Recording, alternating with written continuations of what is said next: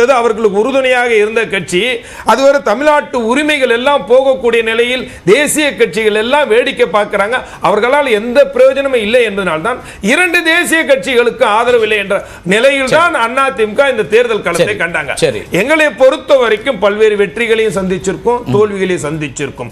இந்த தேர்தல் களத்தை பொறுத்த வரைக்கும் இந்த முறை என்ன இருக்குன்னா, அப்கோர்ஸ் உங்க கட்சியினுடைய வியூகம், அது நீங்க எடுக்கக்கூடிய விஷயங்கள். ஆனா பொதுச் செயலாளராக திரு எடப்பாடி பழனிசாமி வந்த பிறகு நடக்கக்கூடிய முதல் தேர்தல் அப்படிங்கும்போது ஒரு எதிர்பார்ப்பு இருக்கும், கட்சியை தலைமையேற்று என்ன செய்கிறார் அப்படின்னு.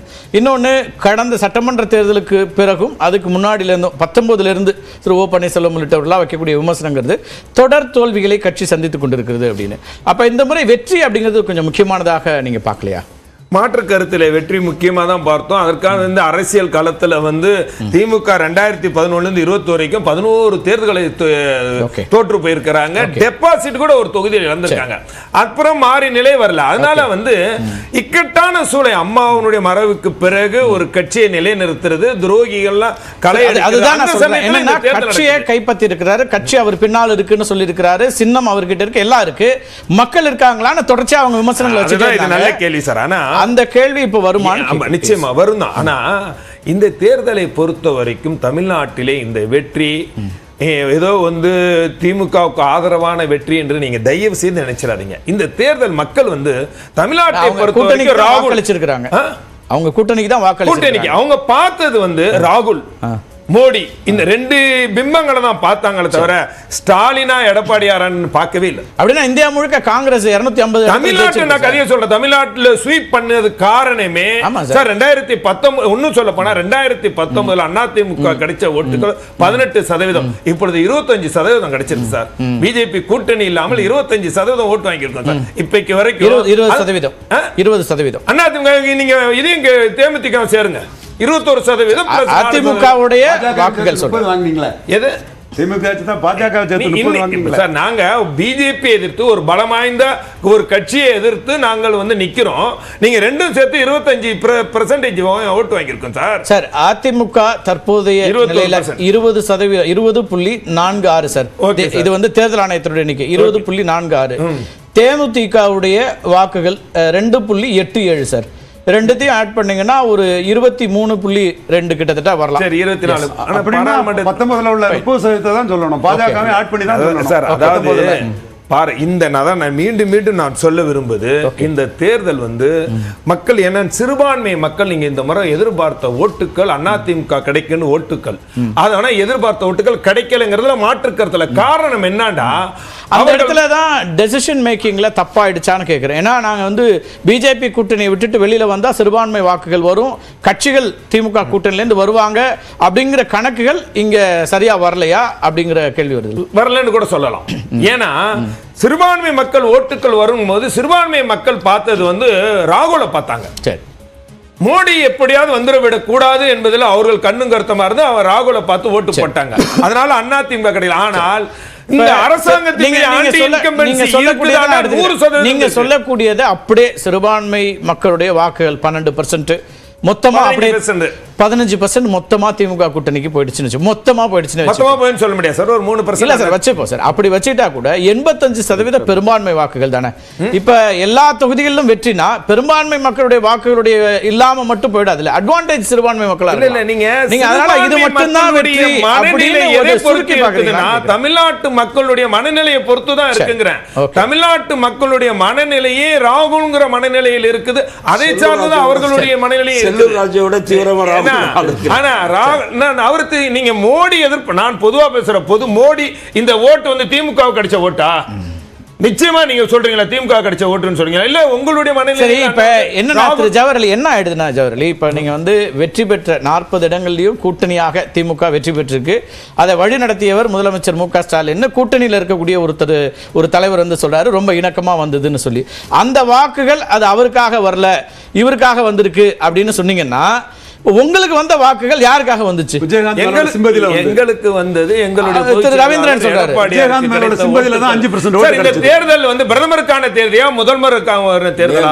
பிரதமருக்கான தேர்தல் தமிழ்நாட்டுல யார சார் முன்னிறுத்தி நடந்துச்சு? நாங்க நடத்தணும். ஆனா மக்கள் வந்து இன்னும் நீங்க தான் சொன்னீங்க பிரதமர் வேட்பாளர்னு ஒருத்தர் வேண்டாங்கன்னு நீங்க சொன்னீங்க. அதைத்தான் நான் இப்பொழுது சொல்ல. ஆனா மக்களுடைய மனநிலை பிரதமரை நோக்கி இருக்கும்போது இந்த தேர்தல் காலத்தை மக்களுடைய தேர்ப்பை ஏத்துக்கணும். அப்போ நாம என்ன நிலையில் மக்கள் ஓட்டு போட்டாங்கன்னு சிந்திக்கும் போது அவர்கள் பிரதமரை நினைச்சுதான் ஓட்டு போட்டிருக்காங்க. இங்க தமிழ்நாட்டு ஸ்டாலினையோ பொதுச்செயலாளர் எடப்பாடியை நினைச்சு ஓட்டு போடல அப்படின்னு.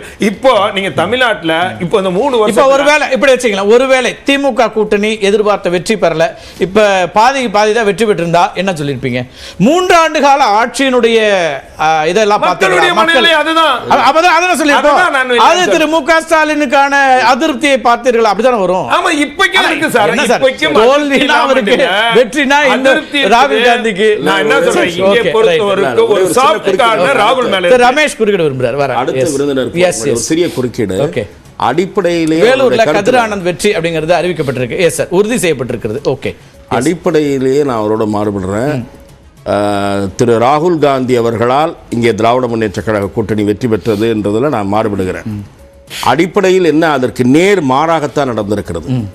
மாநில கட்சிகளால் இந்த முறை காங்கிரஸ் அந்த வலிமையை பெறுகிறது. ஆங்காங்கே இருக்கக்கூடிய மாநில கட்சிகளுடைய வலிமையால்.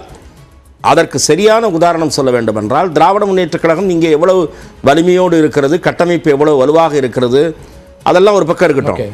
நேர் மாறான இன்னொரு மாநிலத்தை எடுத்துக்கொண்டால் அகிலேஷ் யாதவ் அங்கே காங்கிரஸ் கீழே பாதாளத்தில் இருந்ததை இங்கே அப்படி மேல வந்திருக்கிறது என்றால், அங்கே நடந்த டிரான்ஸ்ஃபர்மேஷன்ல அங்க ரீஜனல் பார்ட்டியினுடைய ரோல் ஒரு இம்பார்ட்டன்ட். ஆன்டி இன்கம்பன்சி இல்லங்கறீங்களா? ஆன்டி இன்கம்பன்சி இருந்தது, பிரிந்து இருந்ததனால் அது வெளிப்படவில்லை. நீங்க தொடர்ந்து பேசலாம். இன்னொரு எண்ணிக்கை பார்த்தலாம், ஒரு டேட்டா பார்த்தலாம். ஒவ்வொரு கட்டமாக 7 கட்டம் தேர்தல் நடந்துச்சு. அப்படி 7 கட்டத்தில் எந்தெந்த கட்டங்களில் இந்தியா கூட்டணிக்கான அட்வான்டேஜ் அல்லது எப்படி இருந்ததுங்கிறத ஒரு எண்ணிக்கையாக நம்ம பார்த்தலாம். முதல் கட்டத்தில் நடந்த தேர்தலில் என்டிஏ கூட்டணிக்கு 33 இடங்கள்ல முன்னிலை அப்படிங்கிறது இருந்துச்சு. 65 இடங்களில் இந்தியா கூட்டணி முன்னிலை வைத்துக் கொண்டிருக்கிறது. முன்னிலை வெற்றி எல்லாம் சேர்த்து 4 இடங்கள் மற்றவர்களுக்கு. இரண்டாவது கட்ட தேர்தல் நடந்த தொகுதிகளில் 53 இடங்களில் என்டிஏ கூட்டணிக்கான முன்னிலை வெற்றியாகவும் இந்தியா கூட்டணிக்கு 33 இடங்களும் ஒரு இடத்துல மற்றவர்களும் என்பதாக இருக்கு. ஃபேஸ் 3 மூன்றாவது கட்ட தேர்தல் ரொம்ப முக்கியமாக இருந்தது. கிட்டத்தட்ட 80க்கும் மேலான தொகுதிகளில் அப்போ என்டிஏ போன முறை வெற்றி பெற்ற இடத்துல 67 இடம், 26 இடங்கள் இந்தியா கூட்டணி, 2 இடங்கள் மற்றவர்களுக்கு. நான்காவது கட்ட தேர்தல் நடந்த தொகுதிகளில் 62 இடத்துல என்டிஏ கூட்டணி முன்னிலை வைக்கிறது, 30 இடங்களில் இந்தியா கூட்டணி முன்னிலை வைக்கிறது, 4 இடங்களில் மற்றவர்கள் முன்னிலை வெற்றி என்பதாக இருக்கிறது. ஐந்தாவது கட்டத்தில் 23 இடங்களில் என்டிஏவும், இந்த இடத்துல இந்தியா கூட்டணிக்கு ஒரு இடம் கூடுதலாக 24 இடங்களில் இந்தியா கூட்டணிக்கான முன்னிலை வெற்றியாகவும் மாறி இருக்கு, 2 மற்றவர்களுக்கு. அதேபோல ஆறாவது கட்டத்தில் 37-20 என்பதாக இருக்கிறது. கடைசி கட்ட தேர்தலும் இந்தியா கூட்டணிக்கான சாதகமான எண்களாக இருக்கிறது. இந்தியா கூட்டணி 33 இடங்களில் முன்னிலை பிளஸ் வெற்றி, என்டிஏ கூட்டணிக்கு 20 என்பதாக இருக்கிறது, 4 மற்றவர்களுக்கான இருக்கு. இதில் தான் மேற்கு வங்கம், அதே போல உத்தரப்பிரதேசத்தினுடைய ஒரு பகுதி, ஒடிஷா அங்கெல்லாமும் நடந்த கடைசி கட்ட தேர்தல்கள் அப்படிங்கிறதையும் பார்க்குறோம். இதெல்லாம் ஒவ்வொரு கட்டத்திலும் நடந்த தேர்தலில் எந்தெந்த கட்சி எந்த கூட்டணிக்கு கூடுதலான அந்த அட்வான்டேஜ் இருந்தது எந்த கட்டத்தில் அப்படின்னு பார்க்குறோம். பல கட்ட தேர்தல் அப்படிங்கிறது யாருக்கு சாதகமாக வந்திருக்கிறது அப்படிங்கிற கேள்வி கூட இதில் எழுப்ப முடியும். ஒரு சிறிய இடைவேளைக்கு பிறகு ஜனநாயக தீர்ப்பு தொடர் நேரலை தொடரும். நெறியாளர் ஜெனிஃபர் தொடர்ந்து இந்த நெறியாள்கையை மேற்கொள்வார் ஒரு சிறிய இடைவேளைக்கு பிறகு.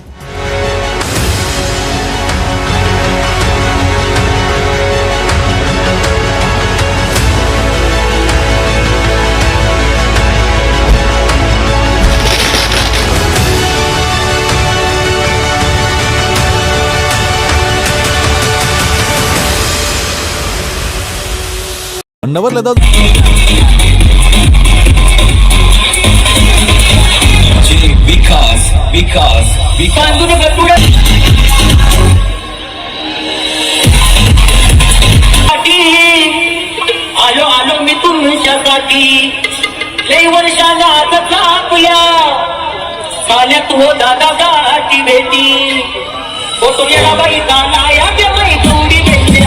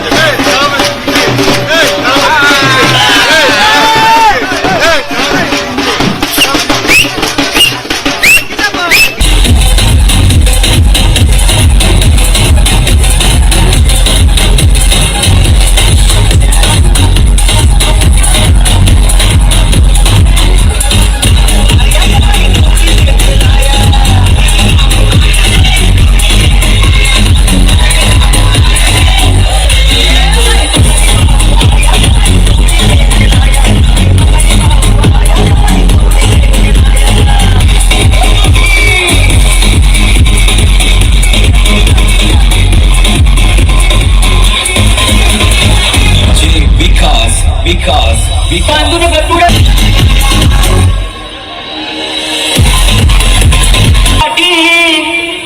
आलो आलो मी तुमच्यासाठी लई वर्षाला आता आपल्या साल्यात हो दादा